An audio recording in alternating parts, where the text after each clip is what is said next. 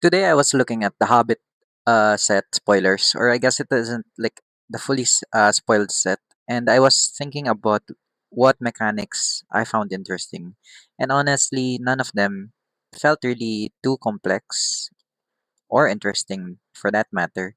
But I understand because I think The Hobbit was marketed towards new players or not necessarily the enfranchised players, which makes sense. Universes Beyond wants to target people who don't play Magic the Gathering yet, and they want an easy way for people to learn how to play Magic while still being interesting enough to grasp. But I did look at this card, Moment of Glory. So one to cast, put a +1/+1 counter on target creature you control. If this spell was cast from graveyard, also put a +1/+1 counter on each other creature you control with flashback for generic and white, which made me think flashback is a mechanic that a lot of enfranchised players know, and it's kind of a staple mechanic. It's kind of a common mechanic that if you play Magic long enough, you'd be relatively familiar with it. You wouldn't think twice about seeing it in a set. But it's especially valuable here in Magic the Gathering X the Hobbit set because of the white blue mechanic Recruit, which loots you a card and creates a token, a 1/1 human soldier creature token. So actually, Moment of Glory supports the white blue recruit archetype super well, which made me think about staple cards and mechanics can be creatively chosen and tuned to better support set themes. What do I mean by this? Let's get into it. I'm gonna go into each of the archetypes in the Hobbit, of which there are five, two color. So white blue recruit for humans, blue green landfall for elves, green black ferocious for wolves and forest creatures, black red amass for goblins, and red white storied for dwarves and their equipment. So for blue white recruit, we got recruit is defined as draw a card, then discard a card. If you discard a non-land card, create a 1/1 white human soldier creature token. So yeah, you loot, and if you looted the non-land card, which should be something of value, usually create a 1/1 white human soldier creature token. So you go wide. So I think blue white recruit is a relatively straightforward go wide. And there are two cards that I saw that were like common support. Both of them have flashback. Moment of Glory puts a +1/+1 counter on a target creature, but if you flashback it, you put a +1/+1 counter on each of your creatures. Meanwhile, Plunder the Trollshaws, you get to draw a card, but if you flashback it, you get to draw two cards instead. So I think those give a lot of value. Where when for recruit, when you discard a non-land card, you're supposed to lose value, but these two cards give you value instead. So I think this shows that white blue has two ways to go about it. You could focus on getting those tokens with +1/+1 counters and go wide payoffs. With Moment of Glory as an example, at the beginning you can pay one to cast to put a +1/+1 counter, make your creatures stronger, and then later on you could make all of your creatures stronger. The this is a staple card in a sense that we've seen these effects before. For example, we've got Homestead Courage, which is I think the first time because we had one in Strixhaven that we put a sorcery +1/+1 counter on target creature with flashback, and the flashback gave it enough value. It because these types of cards get give their value because they putting a +1/+1 counter or targeting a creature or casting a spell is in itself triggering something else of more value. But if we look, so that's the flashback value of it, the card advantage of it. But if you look at the +1/+1 counter, usually we have cards like this, like Guiding Voice. It's a one to cast sorcery, put a +1/+1 counter on target creature, but usually they have to staple some kind of additional value. So here it was learn, but in future iterations, it's flashback. And we got Inspiring Roar, which is 4 to cast, put a +1/+1 counter on each creature you control. And there are many other white cards that provide anthem effects, or give plus one plus one to each of your creatures. So that's one way to go about white blue recruit. Meanwhile, if you focus on the blue side, you get card draw and card advantage. So plunder the troll shows, you draw a card and then you can cast it from the graveyard for an additional two cards. So most enfranchised players will know about Think Twice, which is do to cast, draw a card, and then flashback. The downside is that the flashback, or I guess a trade-off is that flashback is to generic and blue, but you draw only one more card. Meanwhile, Plunder the Troll Shows gets you to draw two cards as a flashback cost effect. And in blue, typically blue is meant for aggro control in draft. So you would cast, for example, this Long Lake Nuisance for 4. You get a 3/1 flyer, and that flying is important because it's evasion. And Long Lake Nuisance actually gets you to recruit. But instead of the tokens being the main force, main aggro force, it will be this bird chipping in for damage, I guess, once in a while, every turn. Meanwhile, the tokens serve as the chump blockers because the bird, of course, is a more valuable attacker with flying and being a 3 power, and you can sacrifice your tokens. So that's another way to go about white blue recruit. Next, we go into blue-green landfall, which is better tempo and inevitability. So, for example, we got the landfall with Attercop, a spider with 2/1 reach and death touch. So it gets +1/+1 when you landfall. And I see some support cards are Elven King's Harper with kind of an invoker type effect where you pay a large mana cost. I guess it's not invoker because it doesn't reach 8, but you pay a large mana cost and gives a creature unblockable or can't be blocked. Meanwhile, you got ramp cards like Wood Elves, where it enters and you get to put a forest card from your library onto the battlefield. So, the blue side of Blue Green Landfall is the mana 6 and evasion. Essentially, given that it's paired up with green, uh, blue's uh, blue's time to shine here is that it has better payoffs for being in the late game. Yeah, 5 is a really expensive cost, but by that time, you should have a large enough creature that you want to make unblockable and it finishes the game. So we got actually again it's a reference to old cards. These cards existed before with Amphin Path Mage. There are cards like this. And then in green, as I said, similarly, both green also has mana sinks, which are, places where you can spend your mana. Guardian of the Halls starts off as a 2 to cast 2/2 with trample.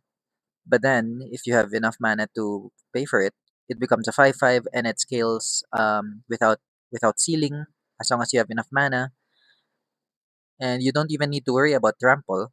It comes with its own trample, but if you can get Elven King's Harper to give it unblockable, then that's 5 to the face. So that's blue. Meanwhile, green is about getting to that late game faster. So our card is Wood Elves. And Wood Elves is one of those cards, typically in elves that are mana dorks, right? And Wood Elves itself actually existed way before. It's one of the old cards, and it was reprinted here with no variation, and it's perfect. Like, I mean, no editing was necessary. Wood Elves, these effects exist on creatures called mana dorks, such as Elvish Mystic, which tap for green. And then you may ask, like, what's the difference between Elvish Mystic and Wood Elves? Functionally, in the tempo of ramp, in the definition of ramp, they both add green mana per turn. But the difference is that Wood Elves, it's 3 to cast because it gets a forest out of your deck, which means that you have less, lesser, lesser probability of drawing into that forest. And even if the opponent destroys your Wood Elves, you'd still have the forest because land destruction is much more difficult to come by. Not only that, so green, whereas blue rewards you for reaching the late game, green gets you to the late game faster. And aside from just ramping up, of course, it triggers landfall by getting you that forest. Next, we got green black ferocious. So we got Stompy or mid range. Uh, so we got an example is Wargling, which is a 2 to cast 2 2 again. But whenever this creature attacks while you control a creature with power 4 or greater, until end of turn, this creature gets +1/+0, and creatures you control gain trample. That's a really good effect because what what you're building towards in Stompy or mid-range or this type of deck is that you put all your resources into building a relatively good board state of creatures, and then you attack for value. So, two cards that support these without being ferocious themselves are Warg Tactics and Reverent Howl. Actually, personally, I think Green Black has the best cards in the set, in a value sort of way. These, as you can see, aren't creatures, but they support the strategy. So let's look at Warg Tactics for green. First of all, it actually combines two staple cards into one modular card. That's Plummet, which is a 2 to cast instant destroy target creature with flying. Green is known for having the best creature value, but the one downside is that it does not have flying most of the time. There are exceptions, but it does not have flying. So, green cannot destroy creatures except for creatures with flying, straight up. So, of course, that's a relatively niche ability, except if not for the fact that there are a lot of flying cards just everywhere. So it is a very useful ability. So Warg Tactics gets Plummet, and it also gets Veil effects like Snakeskin Veil. Put a +1/+1 counter on target creature you control. It gains hexproof until end of turn. Because green focuses on creatures, and you want your creatures to stay on the field and give you that ferocious 4 power bonus.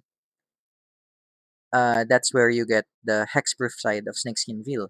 Meanwhile, the +1/+1 counter, it's a incidental buff to creatures, but it does support you in a way that if you have a 3 power creature and you cast Ward Tactics with the +1/+1 counter, then suddenly you're in ferocious territory. So green is about protecting your creatures and protecting your creature board state and getting you to a good value quality for your creatures. Meanwhile, black gets you card draw and life manipulation value.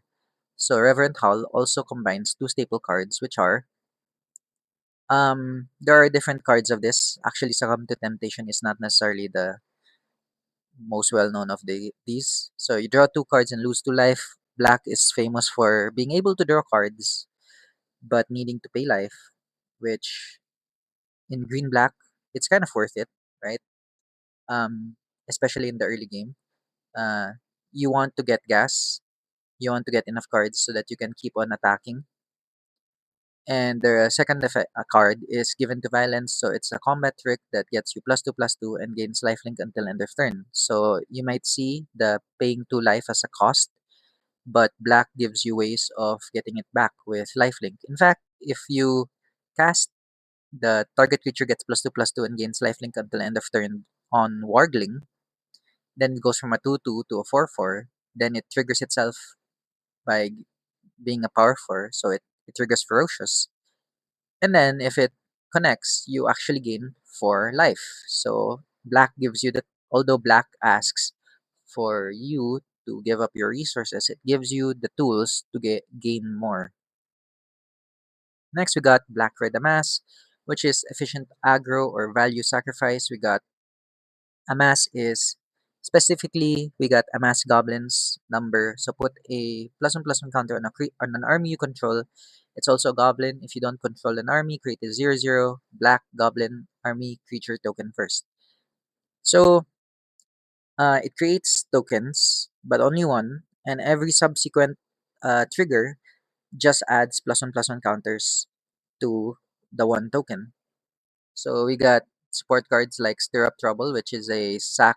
Additional cost is to sack, and which is destroy target creature, and Tidings of War. Now, technically, my conditions for looking for support cards in common was that it wouldn't contain the keyword itself. But I think Tidings of War is such an interesting card that it had to be although it doesn't contribute to the value the same way that a mass usually does.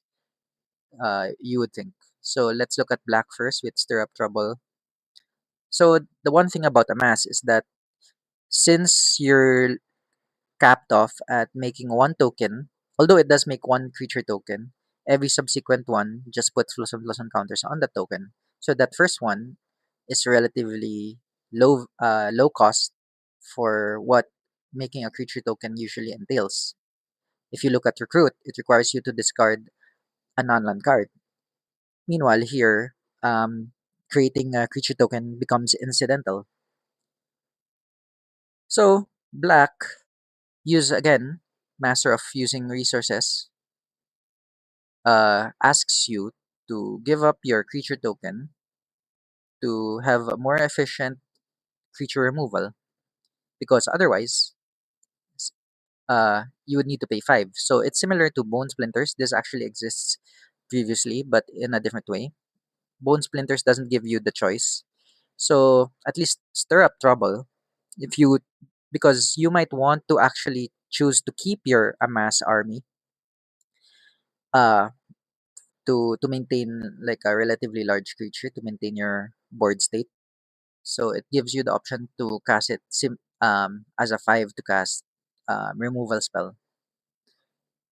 So you can take the path of using a mass as easy sacrifice because it is relatively easy sacrifice, or you can use it as quick value, which is in red. So Tidings of War, very interesting for me. I think this is one of the most interesting common cards because it's red sorcery, amass goblins 1. If this spell was cast from a graveyard, amass goblins 3 instead. And the flashback cost is 3 red. So if you're an enfranchised player and you know what the names of cards are, you know that despite it being a sorcery, a 1 to cast 1/1 goblin is basically a Mons Goblin Raiders, which is pretty bad. It's bad value for modern magic, but it is a Mons Goblin Raiders.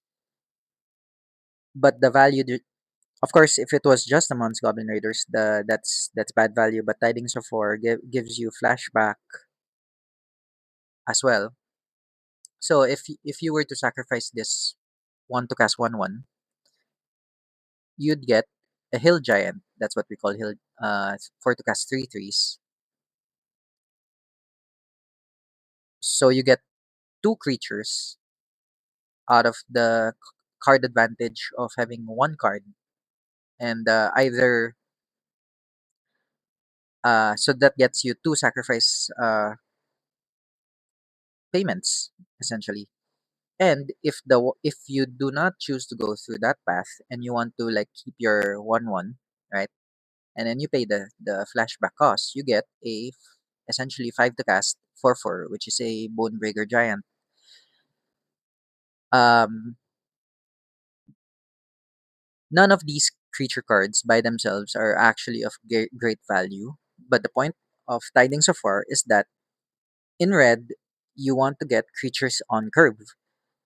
Whatever mana you have on hand, it gets you the most. It gets you creatures on the board and attacking as fast as possible. So that's why I think, and also crazy enough, I've tried to search on Scryfall. Red doesn't get you plus one counters. It's always getting you temporary buffs until end of turn. So in a way, a mass is strange in that it gives a creature plus one counters. This is probably the only way that it makes sense.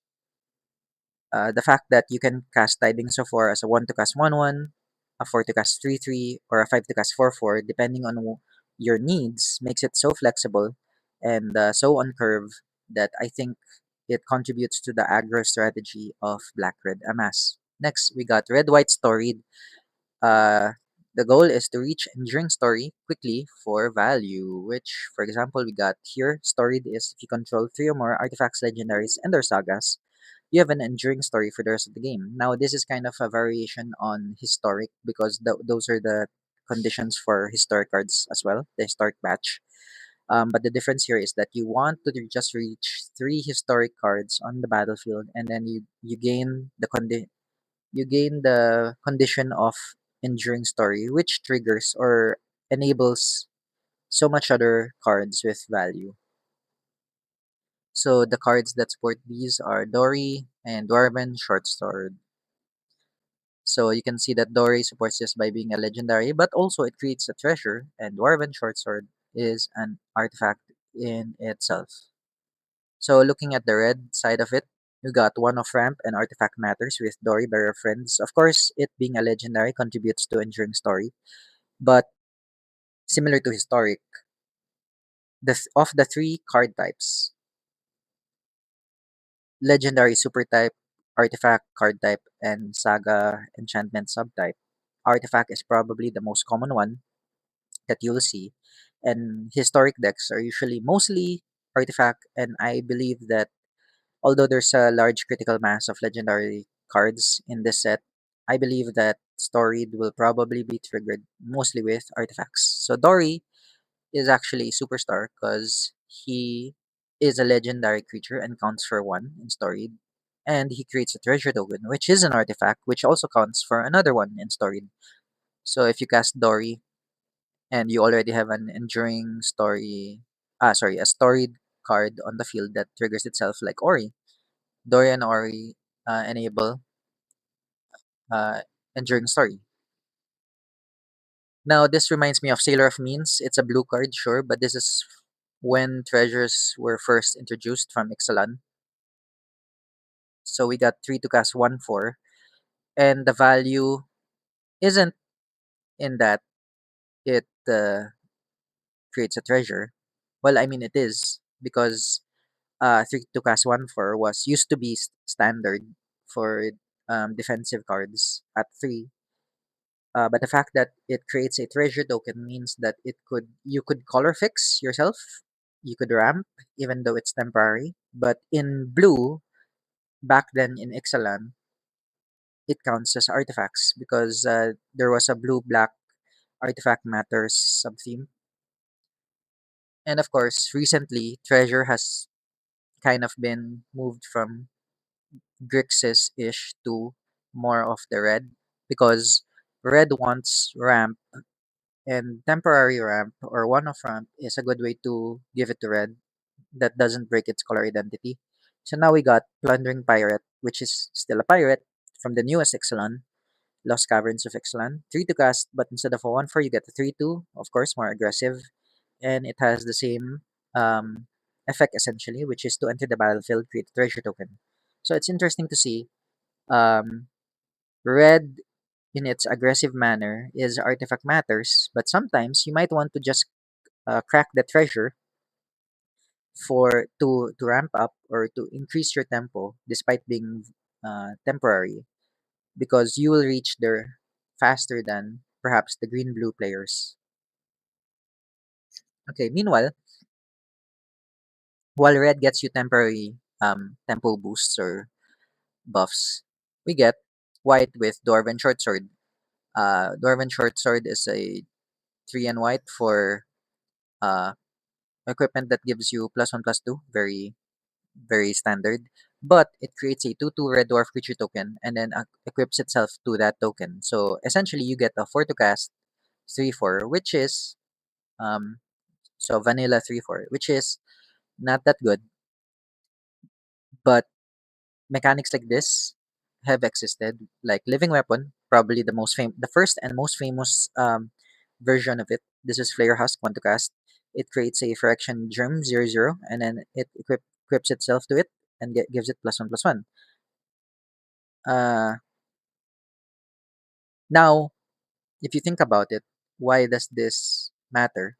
It's because even although the creatures themselves are a bit underrated, what happens when they die? The equipment stays on the board, and then you can equip them to any creature that's still on the board. Uh, this type of this so in contrast to Red's artifact matters, where you sacrifice artifacts for gaining a boost in tempo, white likes to have some level of attrition. These equipments, when you kill the token, because at least you can count them as creatures in your deck building, but even after they die, they still maintain some level of board value because creature removal is easier than sorry artifact removal is harder to come by than creature removal. And stuff like dwarven short sword, you kill the dwarf, it still stays on the battlefield and it still counts for enduring story.